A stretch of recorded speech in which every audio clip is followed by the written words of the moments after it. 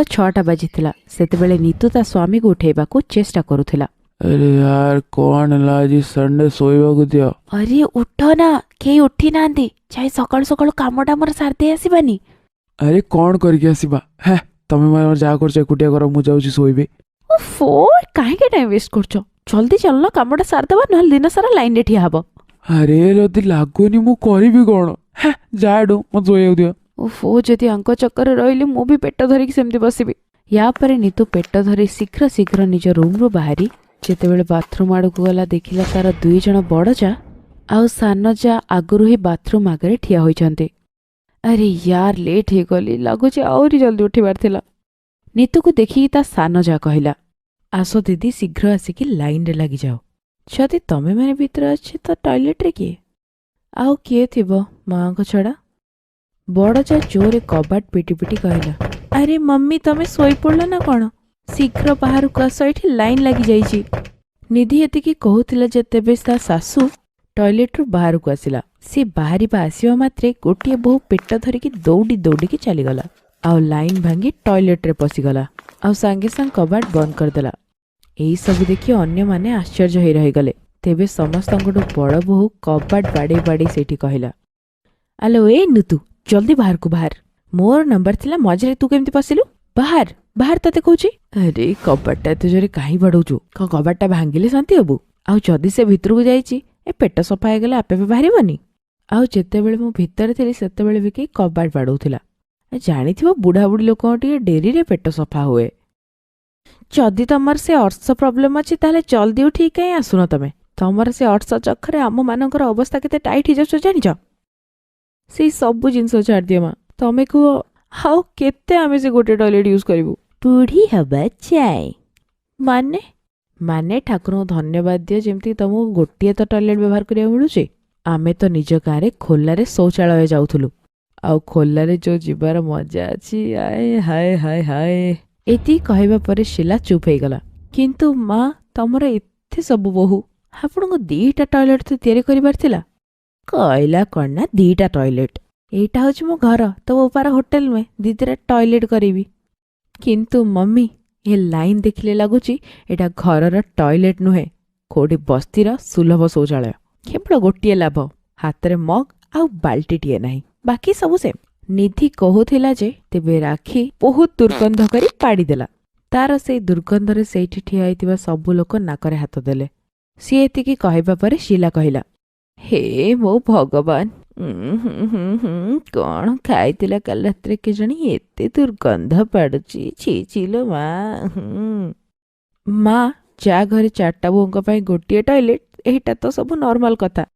तापरे राखी बहुत जोरे कबाट बड़े आरंभ कला, जल्दी बाहर को बाहर रे माँ मु आउ सही पारुनी। एतिकी कही राखी आउ जोरे कबाट बड़े आरंभ कला।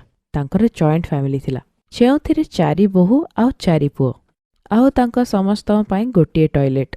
पूरा घर गोटे टॉयलेट यूज करथुला। कहबा पाई तो से घर 2टा टॉयलेट थिला, किंतु द्वितीय टॉयलेट रो सीट फाटी जाइथिला और फ्लश खराब थिला, जेउथि पाई ताकू केही यूज करू नथिले। बिचरा बोहू माने तो सबुदिन निज पाली अपेक्षा रे ही केते केते दिन बाथरूम आगे जाउथिला। आ तापुर जदी कुणी आसिकी पहुंची गले हेई गला पो झोपरे नलिता बिडा। गोटे दिन घरर बेल बाजिला आउ नीतू आसी कबाट खोलिला। हेलो मैडम, रश्मि मैडम को पार्सल आस्तिला। हो हो रुह मु डाकी दोची। रश्मि जल्दी आस, तोर को पार्सल आसची दीदी। एई नियंतु। पार्सल नहीं से लोकटी जीवाकू लागिला। तेबे से लोकटी पछक बुली कहिला, जदि आपण खराब न भाबे मु टॉयलेट व्यवहार करि परिबी। काहे माने नेचर कॉल केबे भी आसी परिबो। हां एबे मो पाई जीवा बहुत अर्जेंट। दीदी एबे के नथिबे तो टॉयलेट रे, मो कोन जानिली। किंतु एबे जदि आकु जोर लागिलानी कोन करिबा, नहीं जा ताकू। रश्मि ताको टॉयलेट पखकू नहीं की गला, किंतु जेमिति ही से बाथरूम कबाट खोलिबा ट्राई कला तेबे कबाट बंद थिला। तेबे भितरु शब्द सुनाला, एबे किए बे मते शांति रे बसिया को दियो, सकाळो जीवाकू दोन दिन रे भी हैरान करूच। एबे कार्यक्रम जे पर्यंत पूरा हेनी मु आसीबिनी। अरे दीदी धीरे कह, बाहरी लोक सुनिले कोन कहबे। शुणु लोक जहाँ शुणे लोक मान को जना पड़ू आम पाखे केमितिया सासू अच्छी सी 4 बोहूं गोटे टॉयलेट रखी। या पर रश्मि से लोकटा को कहला, आज्ञा टिके क्षमा करेंगे, ସେ ଅପେକ୍ଷା କରିବେ। କୌଣସି କଥା ନାହିଁ ଆଜ୍ଞା, ମୋର ଏମିତି ଏମର୍ଜେନ୍ସି ବି ନାହିଁ। ଏତିକି କହି ସେ ଲୋକ କ୍ରସ୍ ଲେଗ୍ କରି ଠିଆ ହୋଇଗଲା। କିନ୍ତୁ ବହୁତ ସମୟ ଅପେକ୍ଷା କଲା ପରେ ବି ଯେତେବେଳେ ନିଧି ବାହାରକୁ ଆସିଲାନି, ସେ ଲୋକଟି ଶୀଘ୍ର ଶୀଘ୍ର ସେଇ ଜାଗାରୁ ଗଲା। ତେବେ ରଶ୍ମି ପଛରୁ ଡାକିକି କହିଲା, ଆରେ ରୁହନ୍ତୁ, କୁଆଡେ ଯାଉଛନ୍ତି? ନିଜ କାମ ସାରିକି ଯାଆନ୍ତୁ। ମୋର ସେ ଟଏଲେଟ୍ କରିବା ଦରକାର ନାହିଁ। ମୁଁ ଯଦି ଏମିତି ଆଉ ଠିଆ ହେଲି ସବୁ ବାହାରିଯିବ। ୟାଠୁ ତ ବହୁତ ଭଲ ମୁଁ ଯଦି ବସ୍ ଷ୍ଟାଣ୍ଡରୁ ସୁଲଭ ଶୌଚାଳୟ ପଳେଇଥାନ୍ତି। ଏତିକି କହି ସେ ଲୋକଟି ସେଠି ଦୌଡ଼ି ଦୌଡ଼ି ଚାଲିଗଲା। ରଶ୍ମି ନିଜ ମୁଣ୍ଡରେ ହାତ ଦେଇ ବସି ପଡ଼ିଲା। କିଛି ଦିନ ଏମିତି ହିଁ ଚାଲିଗଲା, କିନ୍ତୁ ଟଏଲେଟ୍ର ସମସ୍ୟା ଯାହାକୁ ତାହା ହିଁ ରହିଥିଲା। ଗୋଟିଏ ଦିନ ଯେତେବେଳେ ଶିଲା ବୁଲିବାକୁ ଯାଇଥିଲା, ସେବେ ଚାରି ବୋହୂ ବସି ସବୁଦିନିଆ ଏ ସମସ୍ୟାର ସମାଧାନ କରିବା ପାଇଁ ଚର୍ଚ୍ଚା କରୁଥିଲେ। ହେ ଭଗବାନ, କେମିତିଆ ଦିନ ଆସିଗଲା। ଆମ ଶାଶୁମା ଭିତରେ କ'ଣ ଚୁଗଲି କରିବୁ? ଆମେ ଟଏଲେଟ୍ ବିଷୟରେ ବସି କଥା ହଉଛୁ। ସବୁ ନାଟର ଗୋବର୍ଦ୍ଧନ ଆମ ଶାଶୁ। ସେଇ ସବୁ ତ ଠିକ୍ ଅଛି, ଏବେ ଆମ ଶାଶୁକୁ କହି କେମିତି ଦ୍ୱିତୀୟ ଟଏଲେଟ୍ଟା କରିବା ସେଇଟା କୁହ। ଏମିତି ସେ ଜମା ମାନିବନି। ଆମକୁ କିଛି ସଲ୍ୟୁସନ୍ କାଢ଼ିବାକୁ ହବ, ଯେମିତିକି ଆମର କାମ ହଉ। ମୋ ପାଖରେ ଗୋଟେ ଆଇଡ଼ିଆ ଅଛି। କାହିଁକିନା ଆମ ଭିତରୁ ଜଣଙ୍କ ପେଟ ଖରାପ ହେଇଯାଉ, ଆଉ ସେ ପୁରା ଦିନ ଟଏଲେଟ୍ରେ ଥାଉ। ଯେତେବେଳେ ମା ନିଜେ ଟଏଲେଟ୍ ବ୍ୟବହାର କରିପାରିବେନି, ତାଙ୍କୁ ଟଏଲେଟ୍ର ମହତ୍ତ୍ୱ ଜଣାପଡ଼ିବ। ସେଇଟା ତ ଠିକ୍ ଅଛି, ହେଲେ କାହା ପେଟ ଖରାପ କରିବା? ତୁ କରିଦେ, ମୁଁ ତୋ ପାଇଁ ଜମାଲ ଘୋଟା ନେଇକି ନେଇ ଆସିବି। ବାଃ, ଇଏ କି କଥା? ମୁଁ କ'ଣ ଆ ବେଳ ତ ମତେ ବି କରିବି? ଆଉ ଯଦି ମୋତେ ଟଏଲେଟ୍ରେ ଜାଗା ମିଳିବନି, ମୋ କାମ ସେଇଠି ଖଲାସ ହେଇଯିବ। ଏମିତି କର, ତମ ଆଇଡ଼ିଆ ତମ ଉପରେ ହିଁ ଆପ୍ଲାଏ କରିଦେବା। ନା ବାବା ନା। ଓହୋ, ଆମେ କାହିଁ ଆମ ପେଟଟାକୁ ଖରାପ କରିବା? ଯାହା ଉପରେ ଆମେ ଏତେ ଆପ୍ଲାଏ କରୁଛୁ ତାକୁ ହିଁ ହଇରାଣ କରିଦେବା। ଏବେ ତ ଶାଶୁ ହବାର ଲାଭ ନେଇ ସେ ଆମ ଆଗରୁ ଟଏଲେଟ୍ ବ୍ୟବହାର କରୁଛି। ହଁ, ଏଇଟା ବେଷ୍ଟ ଆଇଡ଼ିଆ ହବ। ସେଇଦିନ ସନ୍ଧ୍ୟାବେଳେ ପ୍ଲାନ୍ ଅନୁସାରେ ସେ ଚାରିଜଣ ନିଜ ଶାଶୁ ଖାଇବାରେ ଜମାଲ ଘୋଟା ମିଶାଇ ଦେଲେ। କିଛି ସମୟରେ ଶିଲା ପେଟରେ ଗଡ଼ବଡ଼ ଆରମ୍ଭ ହୋଇଗଲା। ତେବେ ସେ ଦୌଡ଼ି ଦୌଡ଼ି ଟଏଲେଟ୍ ଆଡ଼କୁ ବାହାରିଗଲା। କିନ୍ତୁ ସେତେବେଳେ ରଶ୍ମି ଝଟକିନି ଯାଇ ବାଥରୁମ୍ର କବାଟଟିକୁ ବନ୍ଦ କରିଦେଲା।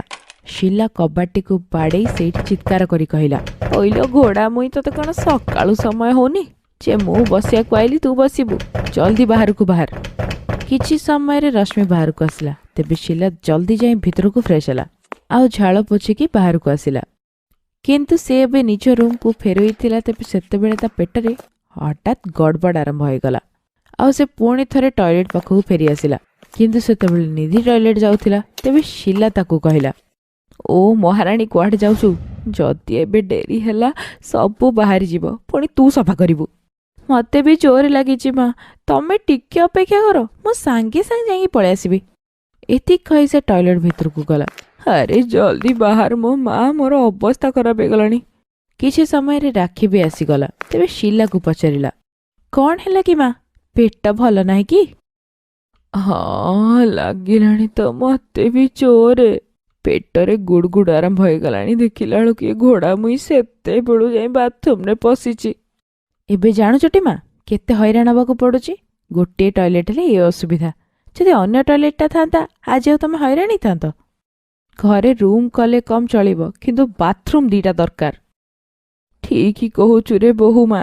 ଯଦି ମୋ ଭଳିଆ କାହାର ପେଟ ଖରାପ ହେଇଥିବ, ତାର ତ ବସି ବସି ଏଇଠି ଦହି ବାହାରିଯିବ। ଏବେ ମୁଁ ବୁଝିଗଲି, କାଲି ଏ ଦ୍ୱିତୀୟ ଟଏଲେଟ୍ଟାକୁ ବି ଠିକ୍ କରେଇଦେବି। ଏତିକି କହି ଶିଲା ସେଇ ଜାଗାରୁ ଚାଲିଗଲା।